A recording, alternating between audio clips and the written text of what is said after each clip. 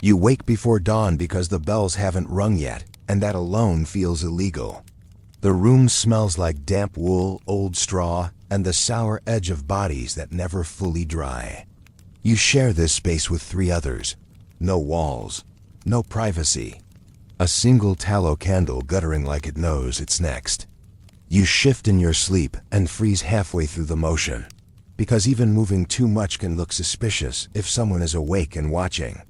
You don't know it yet, but this is how medieval life kills you first, not with swords, with rules. Outside, the town is stone and rot and whispered obedience.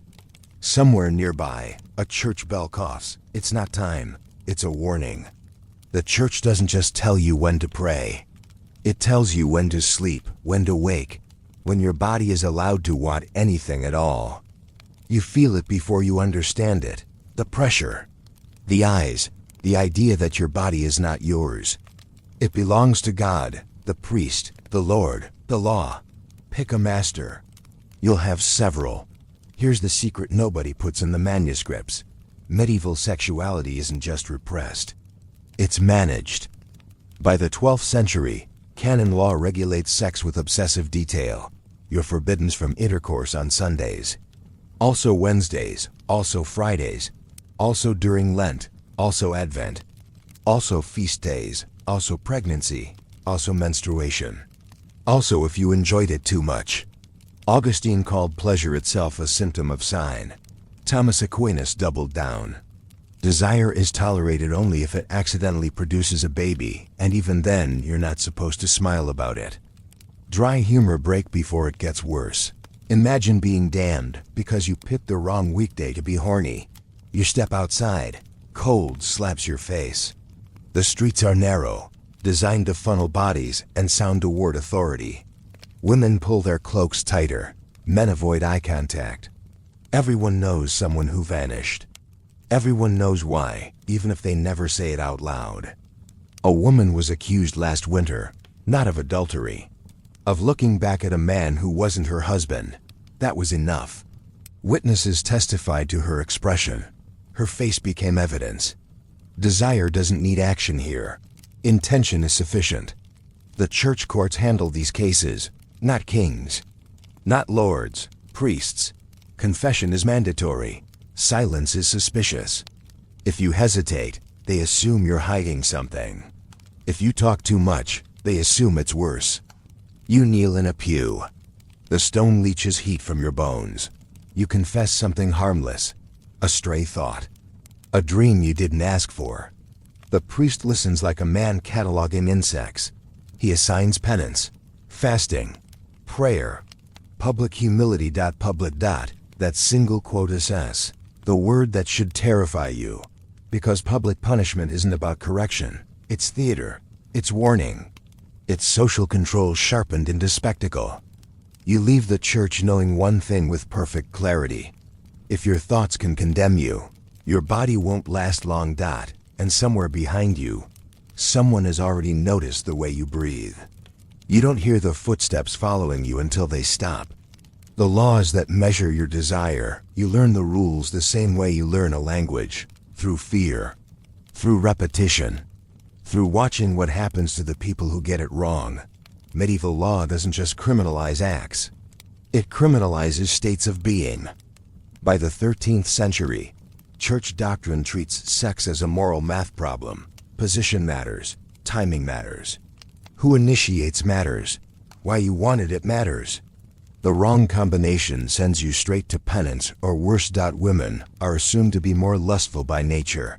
This isn't gossip, it's theology.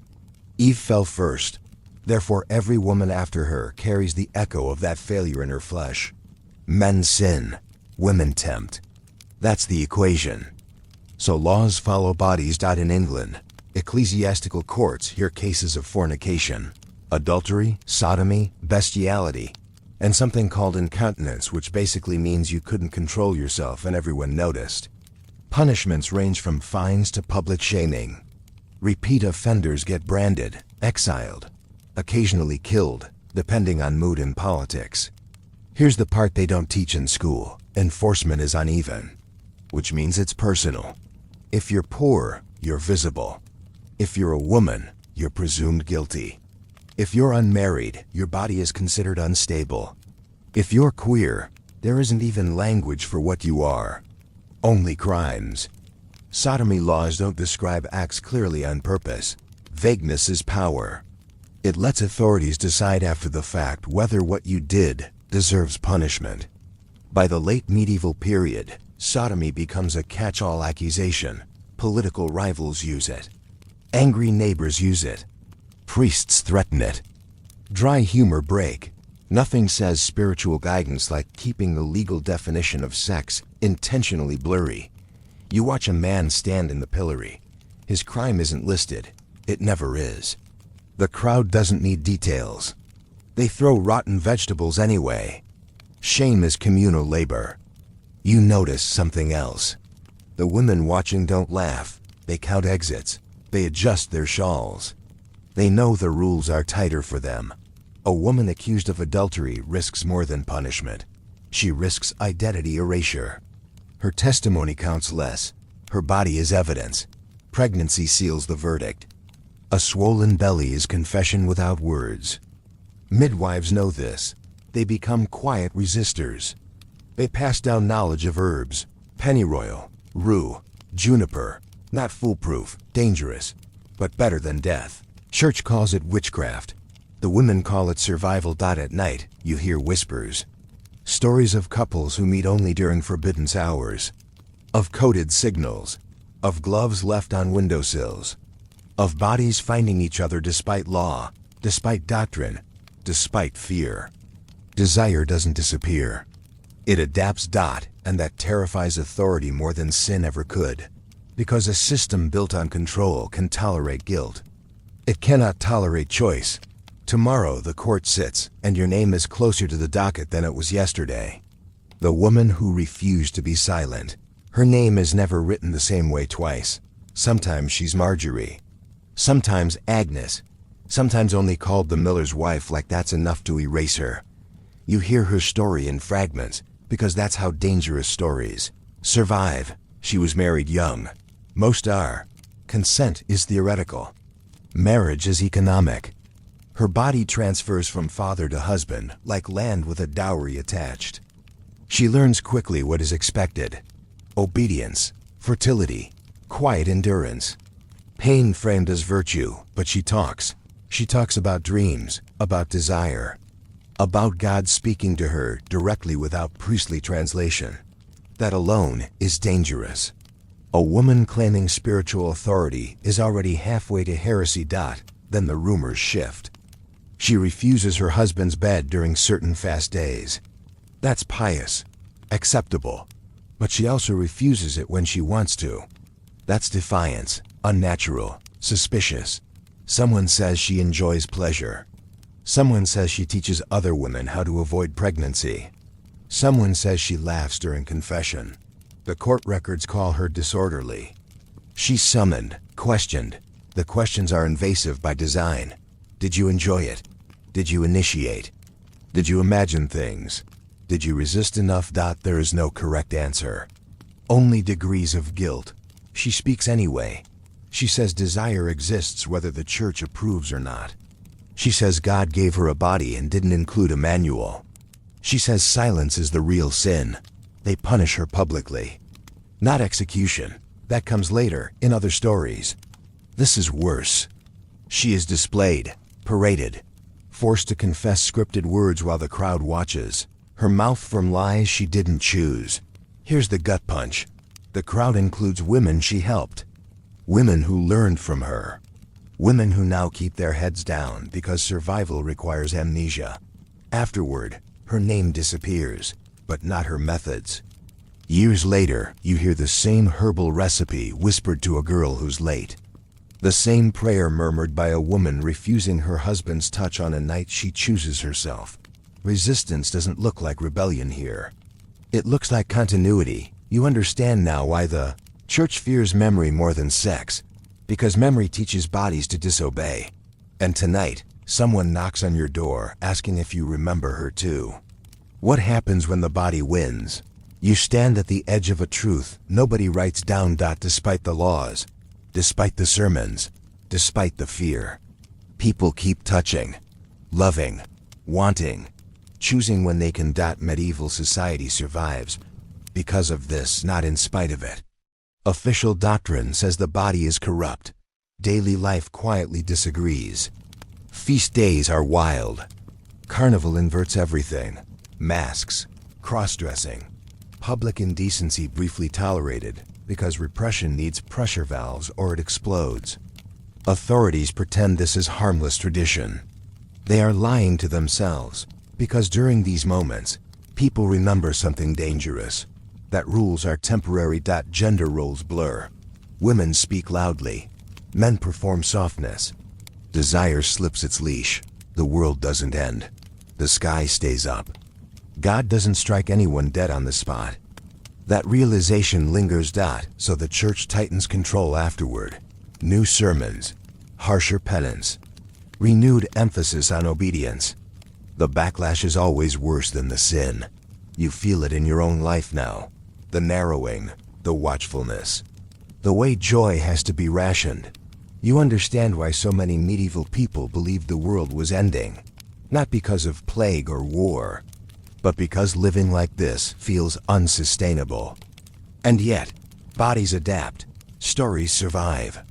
Knowledge hides in kitchens, in beds, in gestures too small to legislate.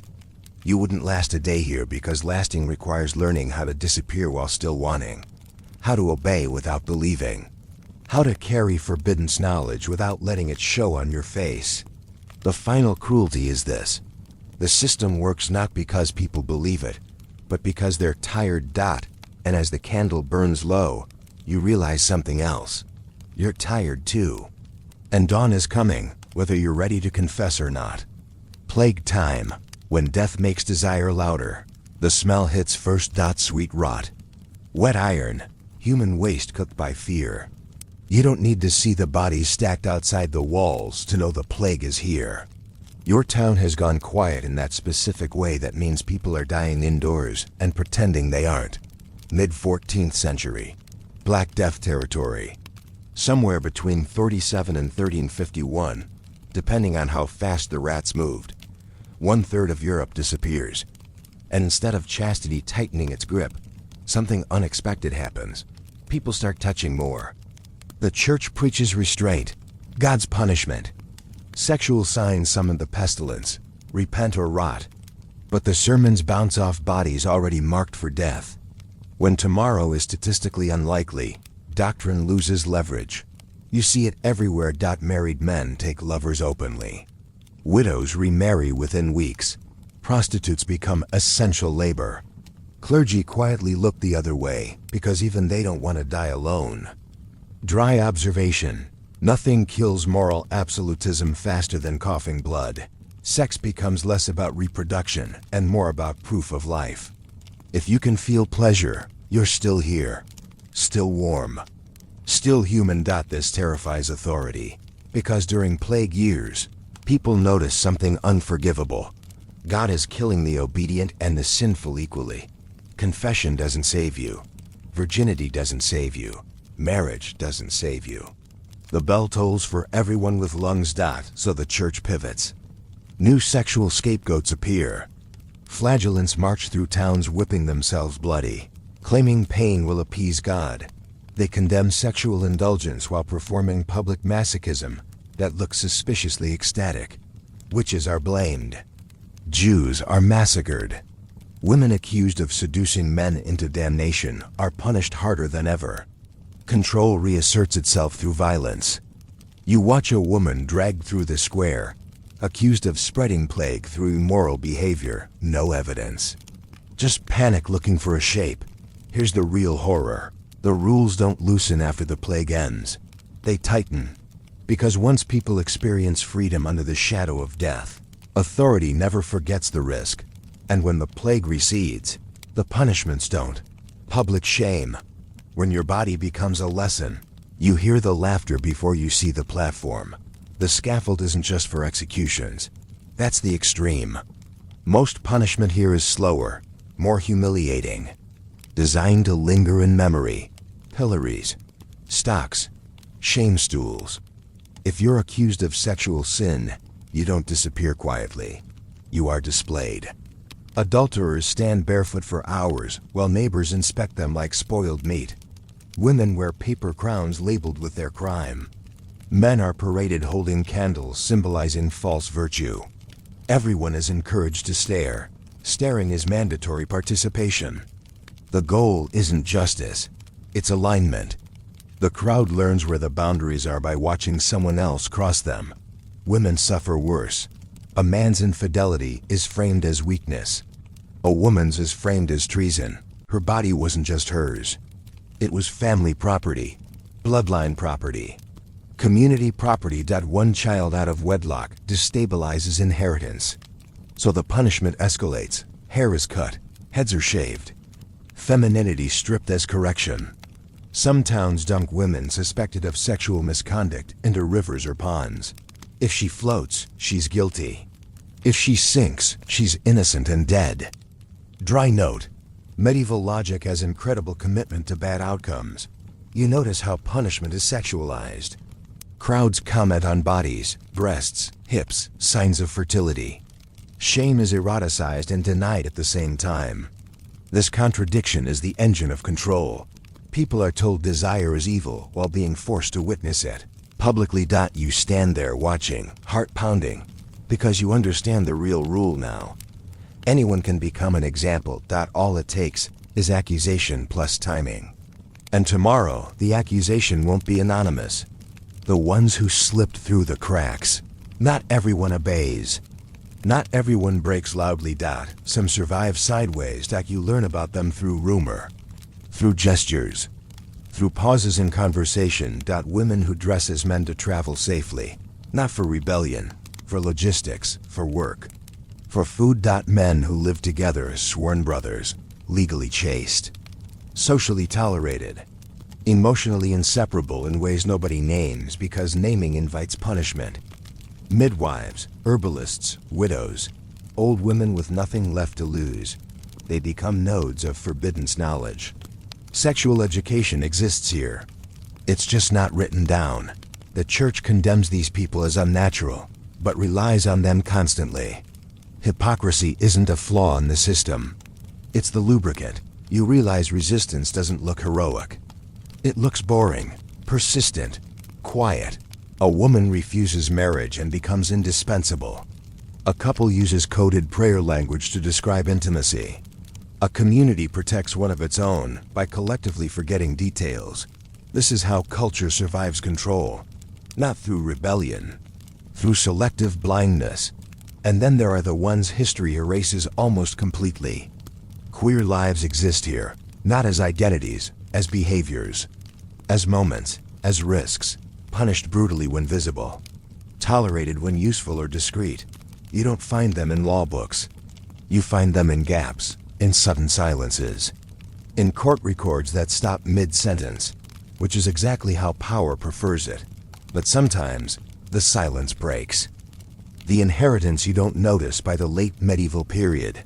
The framework is complete. Sex equals order. Order equals obedience. Obedience equals survival.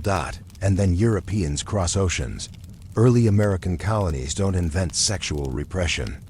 They inherit it, refine it, strip it of ritual, and leave the punishment intact. Puritan laws in the 17th century criminalized fornication, adultery, sodomy, even excessive affection. Public confession becomes law. Surveillance becomes community duty. Sound familiar? It should. Because you're living in the echo. The medieval system didn't die. It scaled. Bodies regulated. Desire moralized. Shame weaponized. Authority justified through fear of chaos.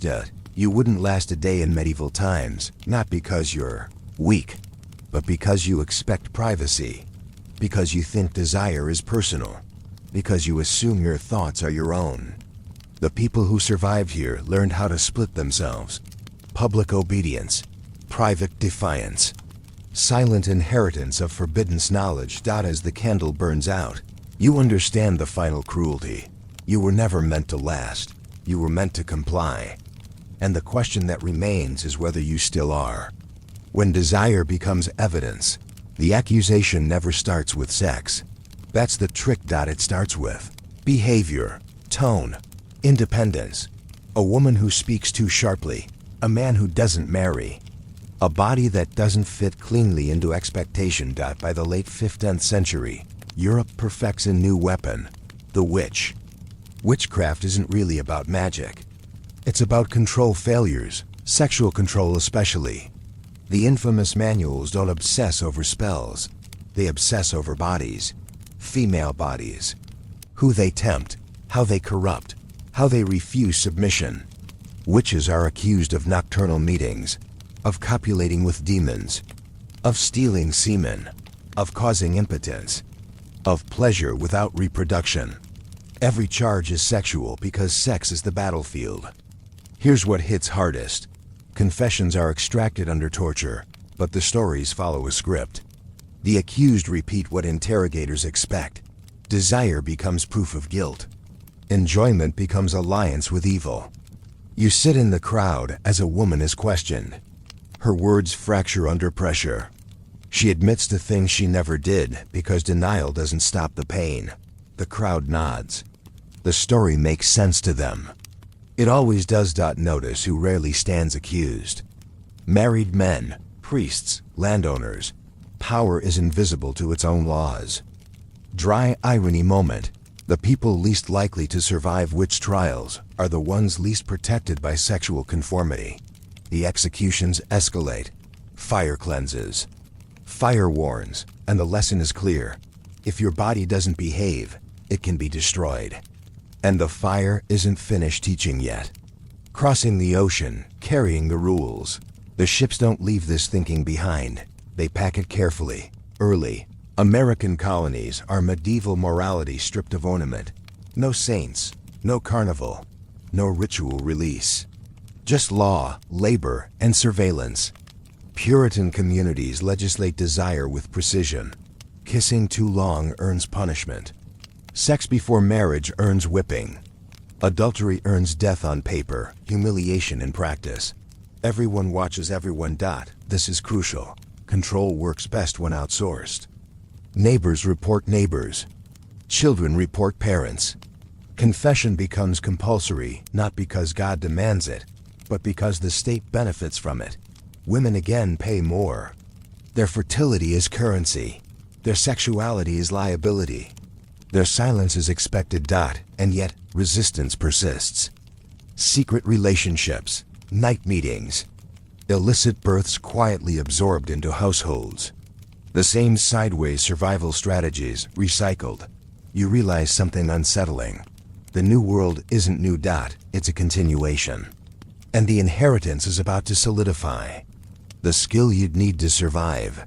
If you wanted to last here, you'd need a specific skill, not strength.